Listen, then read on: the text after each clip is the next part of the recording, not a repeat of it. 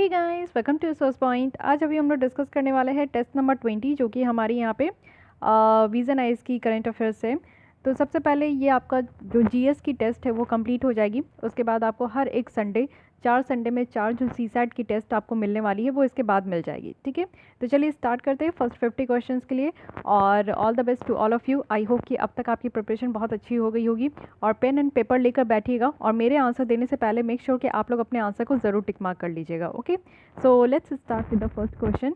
यहाँ पे first question है आपका मॉन्टेग्यू डिक्लेरेशन जो 1917 की है, तो उससे रिलेटेड दो आपको यहाँ पे बतानी है कि कौन सी करेक्ट है। सो दो स्टेटमेंट है। फर्स्ट स्टेटमेंट इज़ कि मॉन्टेग्यू जो डिक्लेरेशन है 1917 की, वो यहाँ पे रिकमेंड किए थे कि self government would be granted to India immediately after the first world war. It means कि फर्स्ट वर्ल्ड वॉर के बाद सेल्फ गवर्नमेंट यहाँ पे इंडिया को इमीडिएटली ग्रांट करना है। सेकेंड है कि मॉन्टेग्यू डिक्लेरेशन के तहत ये कहा गया था कि जो डायरेक्ट इलेक्शन की सिस्टम है वो इंट्रोड्यूस करनी है and universal adult franchises India में फर्स्ट टाइम ये भी इंट्रोड्यूस करना है। तो इन दोनों में से आपको बतानी है कि करेक्ट स्टेटमेंट कौन सी है, first only, second only, both या फिर नीदर। तो यहाँ पे आप लोग देखो कि मॉन्टेग्यू डिक्लेरेशन, ये आपको थोड़ा सा एक अलग साउंड कर रहा होगा, बट ये अगस्त डिक्लेरेशन को ही यहाँ पे मॉन्टेग्यू डिक्लेरेशन कहा गया है, जो कि आपका यहाँ पे लाया गया था 20 अगस्त 1917 को। ठीक है, इसके तहत अगर आप लोग देखो तो फर्स्ट स्टेटमेंट यहाँ पे बिल्कुल सही नहीं है, क्योंकि यहाँ पे कहा गया था कि जो ग्रेजुअल डेवलपमेंट है सेल्फ गवर्निंग का, वो यहाँ पे होना चाहिए हमारे देश में। साथ ही साथ ये इंटीग्रल पार्ट है, ब्रिटिश एम्पायर का ये इंटीग्रल पार्ट होना चाहिए। ऐसा नहीं है कि इंडिया को इमीडिएटली ये आपका ग्रांट कर दिया गया है फर्स्ट वर्ल्ड वॉर के बाद। तो ये चीज़ें आपकी यहाँ पे गलत साबित हो गई, यानी कि फर्स्ट स्टेटमेंट कंप्लीटली यहाँ पे रॉन्ग है।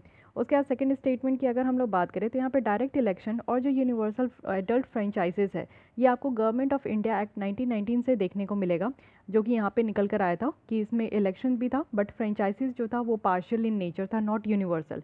यूनिवर्सल एडल्ट फ्रेंचाइजीज हमारे देश में जो है गवर्नमेंट ऑफ इंडिया एक्ट 1919 के तहत जो है पूरी तरीके से नहीं था, ये पार्शियली ये लाया गया था। ठीक है, तो ये दोनों स्टेटमेंट यहाँ पे गलत हो गई, तो इस हिसाब से हमारा जो करेक्ट ऑप्शन है वो डी हो गया।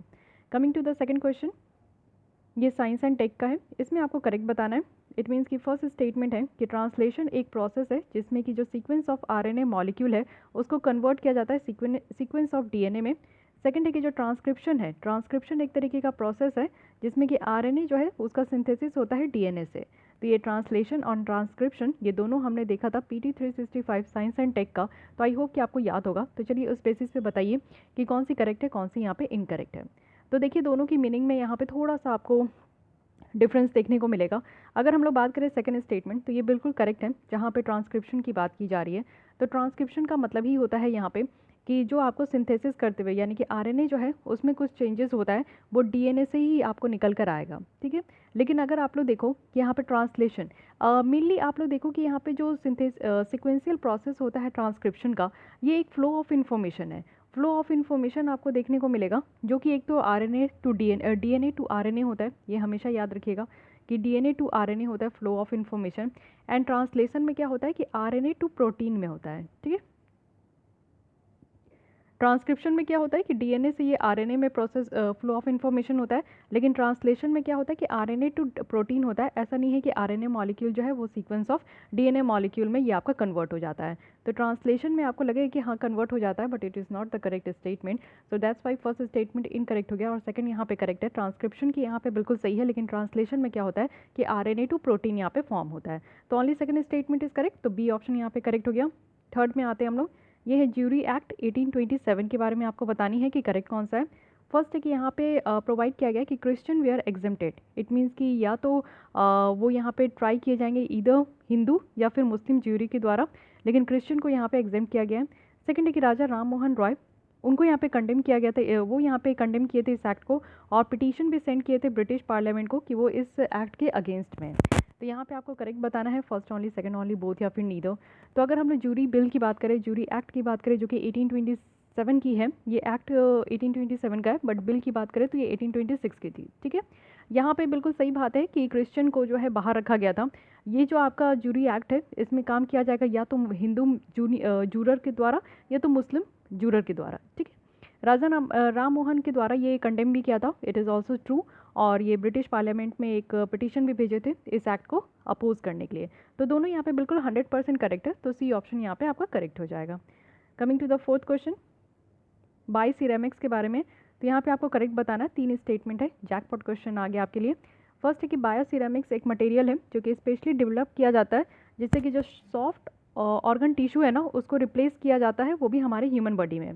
सेकेंड है कि सारे जो बायो सिरेमिक्स है वो बायोलॉजिकली इनर्ट है और वो किसी और टिश्यूज़ के साथ रिएक्ट नहीं करते हैं। थर्ड है कि एल्यूमिना और जिरकोना की बात करें तो ये एक बायो सिरेमिक्स के प्रोडक्शन में यूज़ होता है। तो यहाँ से आपको करेक्ट बताना है कि करेक्ट क्या है। तो यहाँ पे आप लोग ऑप्शन देख सकते हो। सबसे पहले अगर फर्स्ट स्टेटमेंट की बात करें, बायो सिरेमिक्स का अगर आपको फंडामेंटल बेसिक चीज़ें भी पता होगी तो यहाँ पे आप आंसर आराम से निकाल लोगे। देखिए बायो सिरेमिक, यहाँ पे आपका सिरेमिक मटेरियल्स जो है वो स्पेशली डेवलप किया जाता है मेडिकल और डेंटल इम्प्लांट के लिए, यानी कि मेडिकल पर्पज़ के लिए, और जो दांतों से अगर रिलेटेड कोई प्रॉब्लम है तो उसके इम्प्लांट के लिए, उसका रिप्लेसमेंट के लिए इसको यूज़ किया जाता है बायो सिरेमिक का। एक्चुअली बायो सिरेमिक जो है यहाँ पे सॉफ्ट ऑर्गन टिश्यूज़ को नहीं रिप्लेस करते, ये हार्ड टिश्यूज़ को रिप्लेस करते हैं। जैसे हमारे दांत हो गए, हमारे हड्डी हो गए, तो ये सब हार्ड है, ठीक है, हार्ड ऑर्गन आपको देखने को मिलेगा। तो इसको रिप्लेस करने के लिए हम लोग बायो सिरेमिक का यूज़ करते हैं। तो यहाँ पे फर्स्ट स्टेटमेंट इनकरेक्ट है। फर्स्ट जैसे ही इनकरेक्ट हो गया तो हमारा 2 ऑप्शन एलिमिनेट हो गया, ठीक है। अब यहाँ से पता चल रहा है कि थर्ड स्टेटमेंट बिल्कुल करेक्ट है कि एल्यूमिना एंड जिरकोनिया ये यूज़ होता है बायो सिरेमिक्स के प्रोडक्शन में। तो 2 ऑप्शन हमारा गया। अब यहाँ पे देखते हैं कि सेकंड में सारे बायो सिरेमिक्स जो है बायोलॉजिकली इनर्ट है और वो किसी और अदर टिश्यूज़ के साथ वो रिएक्ट नहीं करते हैं, ऐसा कहा जा रहा है। देखिए बायो एक्टिव जो यहाँ पे सिरेमिक्स होता है, जिसे हम लोग बायो सिरेमिक्स कहते हैं, वो बॉडी के साथ इंटरेक्ट करते हैं तो जो टिश्यूज़ बॉन्डिंग होती है, इनकॉर्पोरेशन देखने को मिलता है हमारे शरीर के अंदर, जो एक समय के बाद ये आपका स्टार्ट होता है। बायो सिरेमिक्स जो है वो बायो एक्टिव है। बायो इनर्ट सिरेमिक्स की अगर हम लोग बात करें तो अगर बायो इनर्ट होगा ना तो वो हमारे बॉडी के साथ इंटरेक्ट नहीं करेगा, वो हमारे बॉडी के इन्वायरमेंट के साथ इंटरेक्ट नहीं करेगा।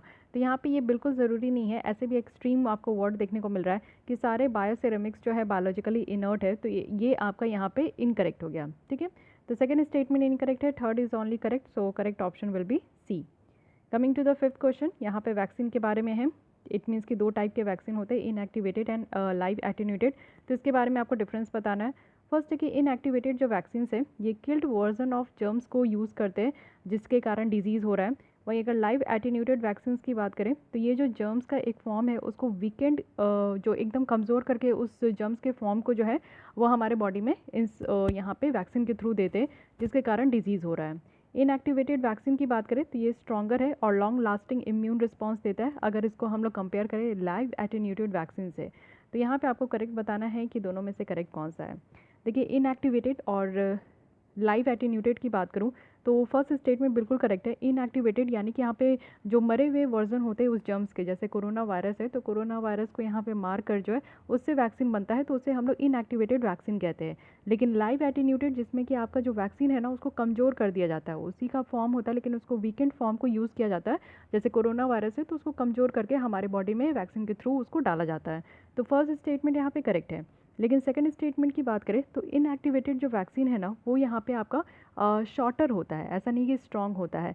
तो स्ट्रॉन्ग कौन सा होता है? स्ट्रॉन्ग होता है लाइव एटेन्यूटेड जो कि यहाँ पे जर्म्स के वीकेंड फॉर्म को यूज़ करते हैं, तो ये आपका यहाँ पे ज़्यादा स्ट्रॉन्गर होता है। तो सेकंड स्टेटमेंट गलत हो गया, फर्स्ट करेक्ट है, तो ए ऑप्शन यहाँ पे करेक्ट हो गया।